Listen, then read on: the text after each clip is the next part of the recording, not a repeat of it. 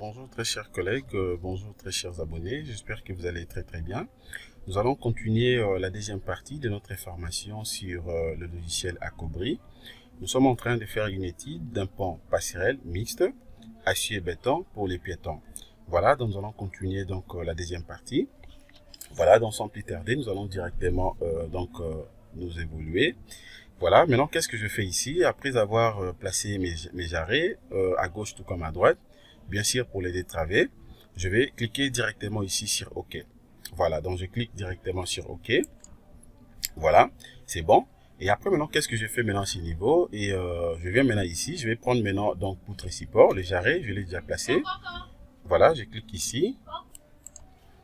Donc, maintenant j'ai pris, je vais prendre maintenant poutre et support, je clique directement sur poutre et support. Voilà. Et au niveau des poutres et supports aux appuis, maintenant, qu'est-ce que je vais faire à ce niveau? Alors, est-ce que vous voulez travailler avec, vous voulez que la définition de la poutre support soit directement posée au niveau de l'appui, ou bien vous voulez que ça soit au-dessus d'un support. Voilà, donc vous avez la possibilité de définir directement ici. Donc, c'est que vous voulez travailler. Voilà, définition de la poutre support ici, poutre directement sur l'appui, ou bien poutre sur poutre support. Voilà, si vous prenez par exemple poutre sur poutre support, voilà, à ce niveau, maintenant vous avez la possibilité premièrement de définir, voilà, donc quelques paramètres ici. Et au niveau de l'appui gauche, vous voulez que ça soit à une distance d'un mètre ou bien 1,50 m, ça dépend de vous. Alors par rapport à notre cas, nous voulons travailler, nous voulons que notre poutre soit directement posée sur l'appui. Voilà. Et après, maintenant, qu'est-ce que je fais ici à ce niveau? Voilà, donc première qu'il est, c'est bon. Je clique directement sur OK. Voilà, je vais cliquer directement sur OK. Je clique. Voilà. Maintenant, et après, qu'est-ce que je fais maintenant ici? Je viens ici. Je vais prendre maintenant changement de section et entrée 3. Voilà, donc je clique là-dessus. À ce niveau, maintenant, qu'est-ce que je fais ici? Alors, la définition ici, sélection de la travée. Je suis au niveau de première travée. Voilà. Et je vais tout simplement cocher premièrement. Je vais que les entretoises font office donc de maintien et donc anti-déversement. Voilà, donc je viens ici. Je viens de cocher, donc je vais que les entretoises font office de maintien anti-déversement. Voilà. Voilà, donc je clique premièrement ici. Étant donné que je l'ai déjà confirmé, qu'est-ce que je fais également? Et déjà c'est bon. Voilà, donc position de changement de section. Changement de section, voilà. Non, je refuse. Bon, je laisse ça comme ça. Donc tout est bien. Ça c'est première travée. Deuxième travée, je clique ici. Voilà, je n'ai rien modifié, donc tout est correct. Donc je laisse tout comme ça. Tout simplement, je viens de cocher seulement ce que vous voyez ici. Et je clique directement sur OK. Voilà, je clique directement sur OK. Alors, je viens maintenant au niveau de la section. Je prends maintenant section ici. Maintenant, à partir d'ici, vous avez la possibilité de définir premièrement les sections que vous allez donc utiliser. Voilà, qu'est-ce que je fais maintenant ici? Je suis au niveau de première travée. Deuxième travée, je ne l'ai pas encore touché. Je suis au niveau de la première travée ici. Je viens cliquer premièrement ici. Je clique. Voilà. Maintenant, ici, je peux directement définir donc mes sections ici. Voilà, tout ce que vous êtes en train de voir en rouge ici sont des sections qui n'est pas disponibles. Mais ce que vous voyez en noir ici sont des sections disponibles. Voilà, maintenant, qu'est-ce que je fais ici?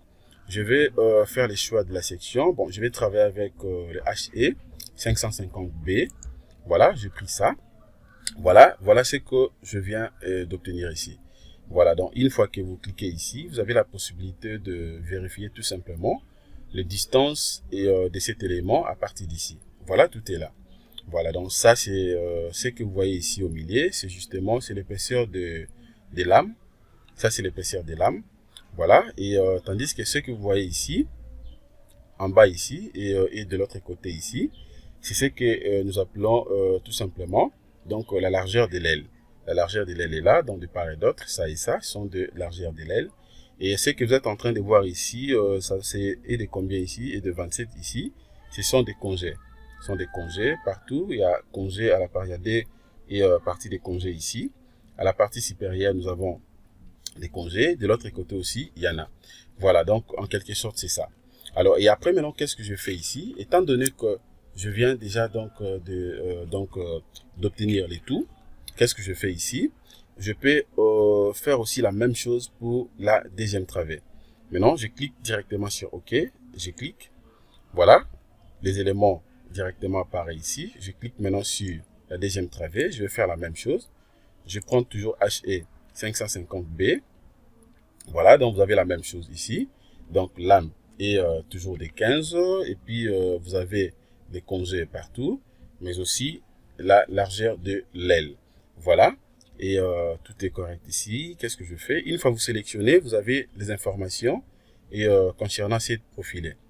Voilà, concernant ces profilés, vous avez toutes les informations ici. Et je clique directement sur OK. Voilà, je clique sur OK. Et après, maintenant, qu'est-ce que je fais? Je vais aussi confirmer ça ici. Voilà, je clique directement sur OK. Voilà, directement, les profilés que je viens de placer apparaissent de l'autre côté. Voilà, maintenant là, j'ai mes profilés de part et d'autre. Voilà, j'ai des profilés ici. Maintenant, je viens maintenant ici, dans la section déjà définie. Je vais prendre maintenant définition des zones de fissure. Voilà, je clique maintenant sur définition des zones de fissure. Voilà, concernant maintenant la largeur, dans la longueur plutôt des zones de fissure, qu'est-ce que je fais ici? À ce niveau, qu'est-ce que je fais ici? Donc, il y a L1 ici, de l'autre côté L1, pourcentage de L1, pourcentage de L2, donc L1, L2, pourcentage de L1, pourcentage de L2. Je n'ai que deux travées. Première travée est là, donc deuxième travée de l'autre côté. Voilà, donc tout est correct. Au niveau de la ligne d'appui ici, première ligne, ça fait 0. L1, toujours, donc ça sera toujours 12. Voilà, la première portée. Deuxième portée, toujours 12, c'est correct. Donc 1, ça fait 12. Ici, d'ailleurs, c'est 0. Donc L1, 0. L2, 12, c'est bon. 1, ça fait 12. 12, 2, ça fait 12. Voilà, le rapport de portée, donc ça fait 1, de l'autre côté 15%. Voilà, donc tout est bien, tout est correct. Donc la longueur des zones de fissure, voilà, les pourcentages, tout est bien réglementé. Au moment où nous allons lancer les calculs, donc tout vont se faire directement. Je clique tout simplement sur OK ici, je clique, voilà, et après maintenant qu'est-ce que je fais? Je viens maintenant ici. Je vais maintenant cliquer sur charge permanente de la superstructure. Je vais définir maintenant donc les charges ici. Voilà. Et après maintenant, qu'est-ce que je fais ici? Une fois cliqué, je vais tout simplement vérifier quelque chose ici. Alors, au niveau des charges permanentes apportées par les superstructures ou par la superstructure, qu'est-ce que je fais ici? Donc, je laisse tout comme ça par défaut. L'étanchéité, son épaisseur est de 15. Donc, la densité, c'est bien sûr, c'est en kilogrammes par mètre cube. Ça fait 2400, c'est bon.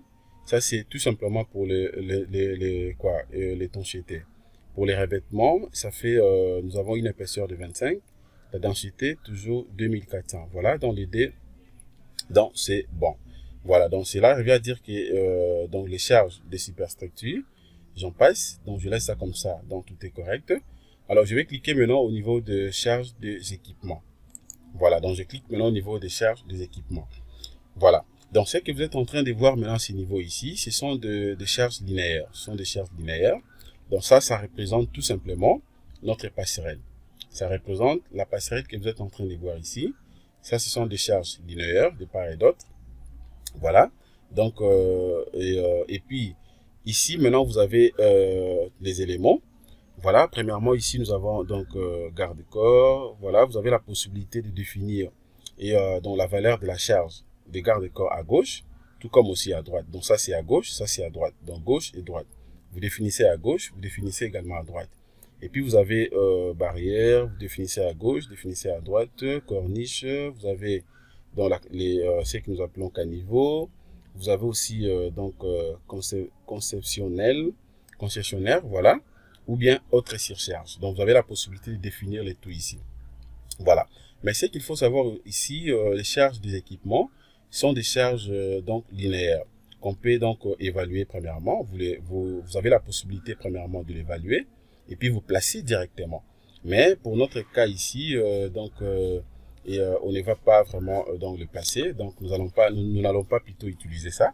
Voilà, nous allons travailler tout simplement avec la surcharge dans de l'élément. Voilà, donc je laisse tout comme ça par défaut, puisqu'avant de placer ça, premièrement, vous avez la possibilité d'évaluer ça, de calculer ça à côté. Vous calculez, vous prenez directement ces valeurs.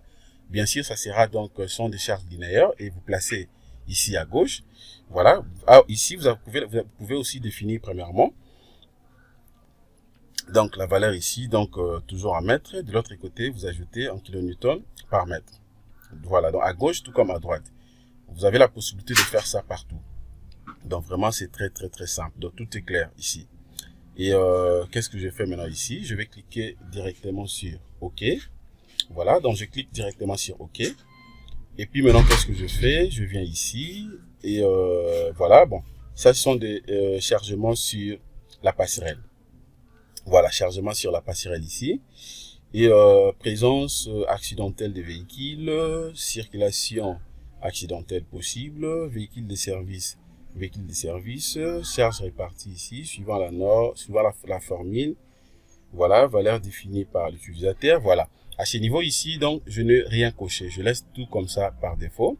Présence accidentelle des véhicules. Nous le savons très bien que la passerelle que nous sommes en train de traiter ici, c'est tout simplement pour le piéton. Voilà, donc je laisse ça comme ça.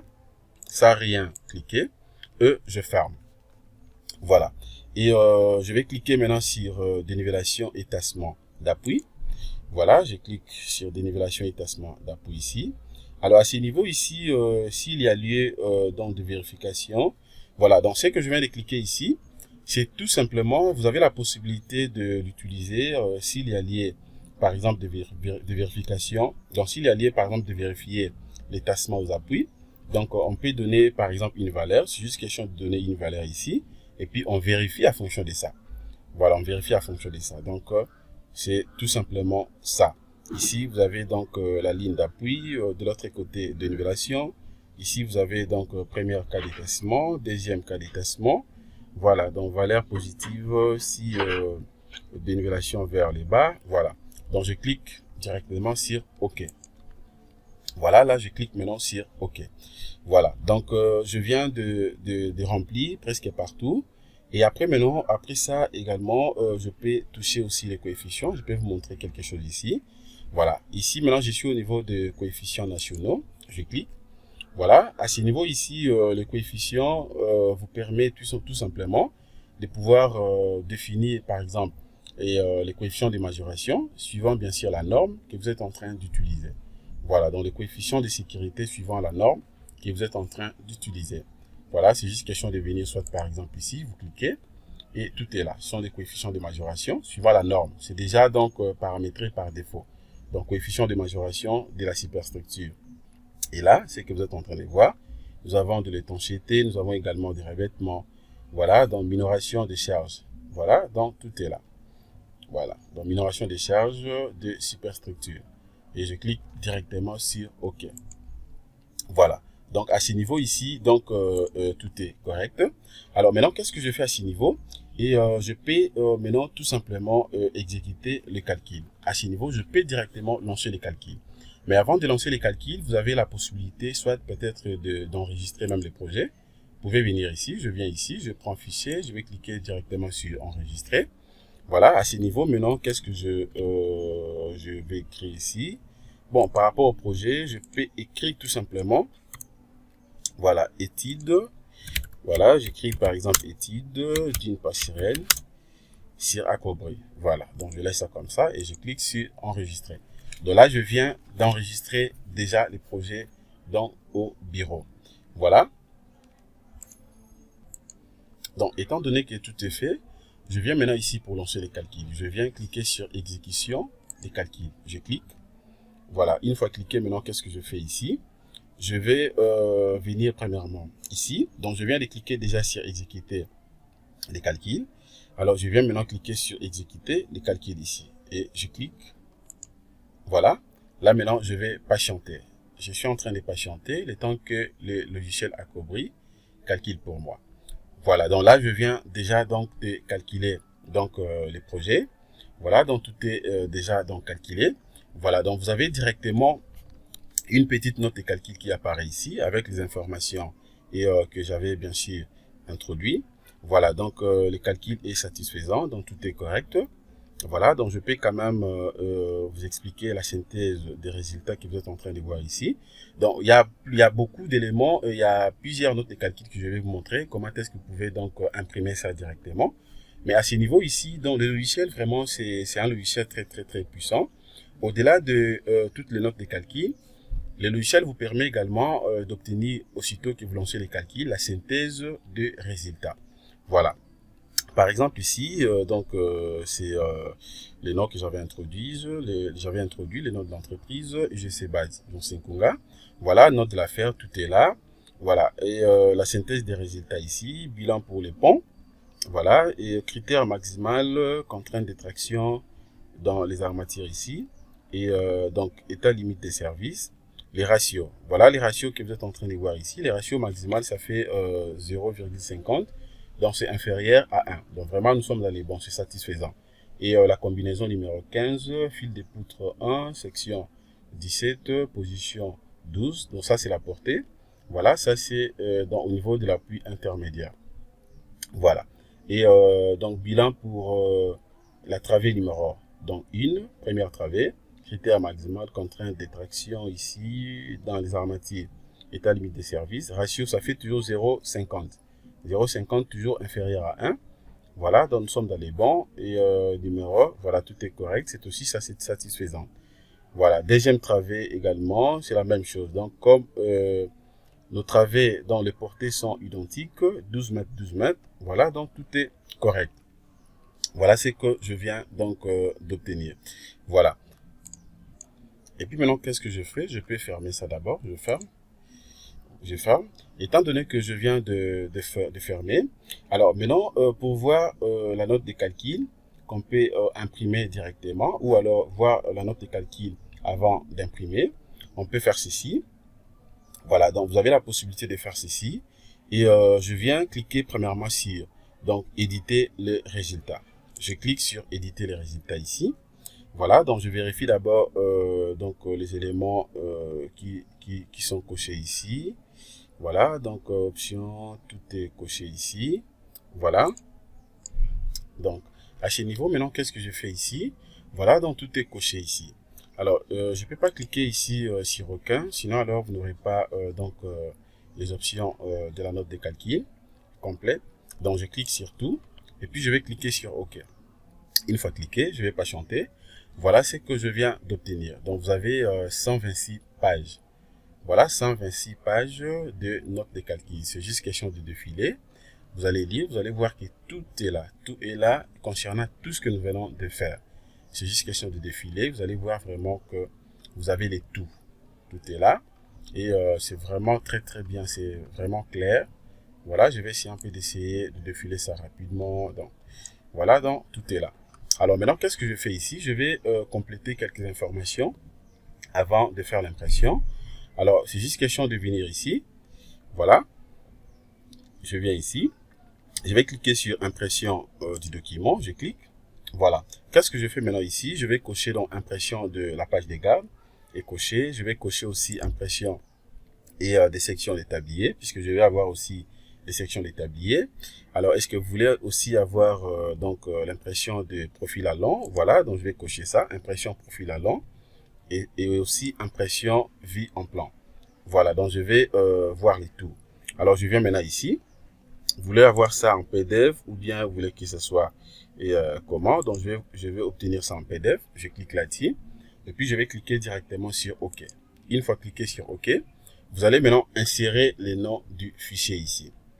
Alors, les noms du fichier, maintenant, qu'est-ce que je fais? Je peux tout simplement écrire note de calcul. Voilà, donc j'écris note de calcul et d'une passerelle. Voilà, je fais ça comme ça, d'une passerelle. Voilà, je vais essayer un peu de corriger ça. D'une passerelle à Cobry. Voilà, donc je mets ça quand même comme ça. Et puis maintenant, je vais chercher là où je vais enregistrer ça. Je mets ça sur les bureaux. Et puis je vais enregistrer. Voilà, et puis je vais patienter. Là, je suis en train de patienter le temps que je suis en train d'enregistrer donc les notes de calcul. Voilà, donc vraiment c'est très simple. C'est très simple. Alors c'est déjà enregistré. Je peux soit fermer ici. Je ferme. Qu'est-ce que je fais ici? C'est déjà enregistré, je ferme. Alors surtout, si l'imprimante était déjà connectée ici, voilà, donc erreur d'imprimante. Si l'imprimante était connectée, aussitôt que vous enregistrez, vous allez aussi directement imprimer ça sans problème. Voilà, donc en fait c'est ça. Et puis maintenant, qu'est-ce que je fais ici? Je peux fermer, je ferme. Alors comme je viens déjà donc de lancer déjà les calculs, tout est bien fait. Je peux directement donc exploiter le résultat. Voilà. Alors je peux faire comment pour exploiter directement les résultats? Alors je viens ici. Voilà, je viens cliquer directement sur poste traitement de résultats. Je clique premièrement là-bas. Voilà ce que je viens d'obtenir. Voilà dans l'élément, notre passerelle est là avec des travées, première travée et puis deuxième travée de l'autre côté. Observez ici à droite, vous avez une petite légende qui apparaît ici que je peux premièrement vous expliquer rapidement. Dans modèle d'éléments fini, voilà les appuis c'est en vert. Donc tout ce que vous êtes en train de voir ici en vert, ce sont des appuis. Donc ça représente l'appui, de l'autre côté aussi l'appui ainsi que ici. Voilà, ce que vous êtes en train de voir en couleur rouge ici, ce sont des poutres principales. Poutre principale, poutre principale. Voilà, les entrées-trois ici, c'est donc en couleur bleue. Les entrées-trois, c'est en bleu. Voilà, donc c'est ça. Et puis, chargement des sections, c'est en jaune. Et violet ici, ce sont des entrées-trois et chargement des sections, dalle béton et puis section particulière. Alors, premièrement, maintenant, qu'est-ce que je fais ici? Alors, comment peut-on vérifier directement les lignes d'influence? Voilà, comment peut-on vérifier directement donc les lignes d'influence? Voilà comment je vais procéder. Avant de vérifier les lignes d'influence, je vais d'abord afficher quelques éléments ici. Voilà, donc je suis en train de vérifier d'abord quelque chose ici, de manière à ce que nous puissions donc afficher, nous puissions donc très bien voir tout ce que nous allons faire. Donc je vais cliquer d'abord sur modèle des grilles des poutres. Voilà, donc je clique d'abord ici, modèle des grilles des poutres. Je vais vérifier quelque chose ici.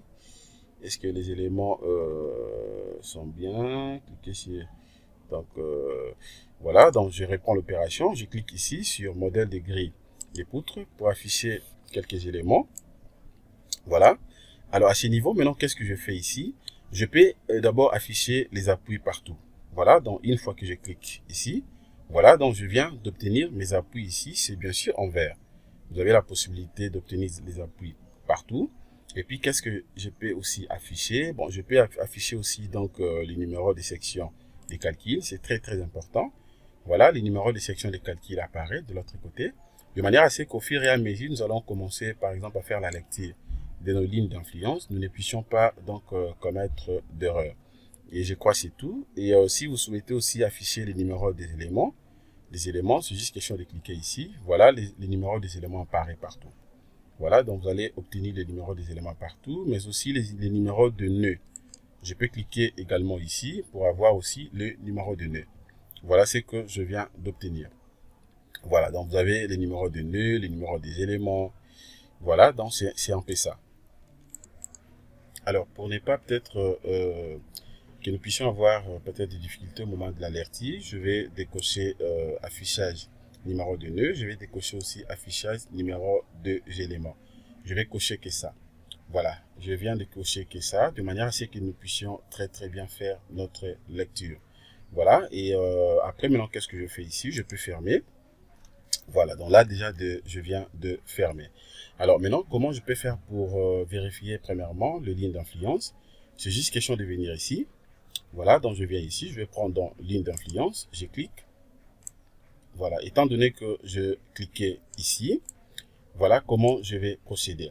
Alors, puisqu'on sait que les lignes d'influence, c'est calculé par rapport à des sections données, et on fait de ces sections, donc on fait des sections donc à partir de cette section, et donc c'est-à-dire quoi? Puisqu'on sait très bien que les lignes d'influence, c'est calculé par rapport à des sections données, donc on fait des sections, et à partir de cette section-là, et on observe maintenant la manière dont les convois se déplacent suivant donc une section fixe. Donc une section qui a été donc bien sûr fixée. Voilà. Alors comment est-ce que nous allons maintenant procéder ici? Voilà. Donc là, je viens déjà de cliquer sur affichage des lignes d'influence.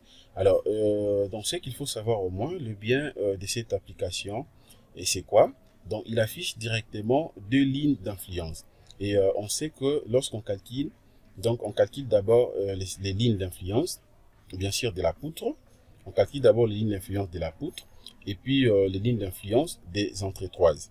Donc ce sont ces deux lignes d'influence qu'on calcule souvent. Voilà, mais ici par rapport donc à la poutre, donc vu que la poutre c'est un élément fléchi, et donc on calcule premièrement la ligne d'influence du moment, et ainsi que la ligne d'influence, donc les lignes d'influence du moment, mais aussi les lignes d'influence des efforts tranchants. Voilà, donc en quelque sorte c'est ça. Ça c'est le principe d'une manière générale qu'on sait tous, et lorsque nous sommes en train donc de calculer bien sûr donc la ligne d'influence, donc on calcule d'abord la ligne d'influence bien sûr pour la poutre, et puis nous calculons aussi donc des entretoises.